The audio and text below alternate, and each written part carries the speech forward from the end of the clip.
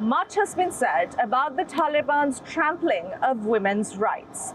This is a story of hope and second chance, where 19 female students have received the opportunity to obtain studies at the medical faculties at a university in Glasgow, Scotland. A victory for all organizations that work in Afghanistan to ensure a better environment for Afghan women despite dark times. Here's more.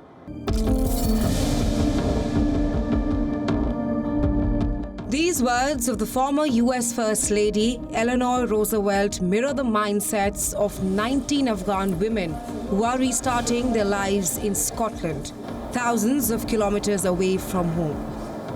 Zahra Hosseini's lifelong dream of becoming a doctor is finally coming true.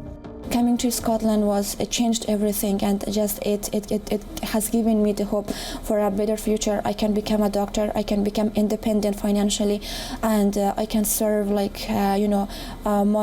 family, my community to the best of my ability. For these women, an initiative by the Linda Norgov Foundation came as a ray of hope. A 36-year-old Scottish aid worker, Linda was kidnapped by Islamist militants in Afghanistan and killed during a failed rescue attempt by US Special Forces in 2010. The foundation formed by her parents in her memory took on big odds to enable these bright young women to make it to Scotland to pursue their dreams.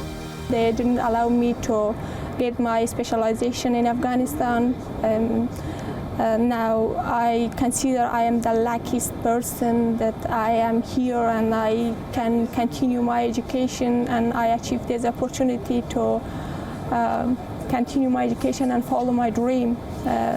I'm so excited and I'm really happy. I was in 5th semester in Afghanistan. It was just 2 of our final exam was remained. That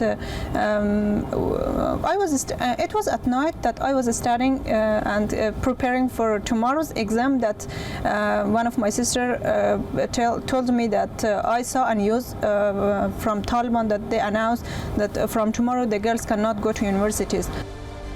Countless decrees, directives, and statements targeting women and girls. This is the new Afghanistan. UNESCO warns that restrictions imposed on women by the Taliban in the name of compliance with their interpretation of Sharia have almost wiped out 2 decades of steady progress for education here. The future of an entire generation of Afghan girls, it says, is now in jeopardy. This crushing of women's rights also stands in the way of the Taliban's efforts to gain international recognition.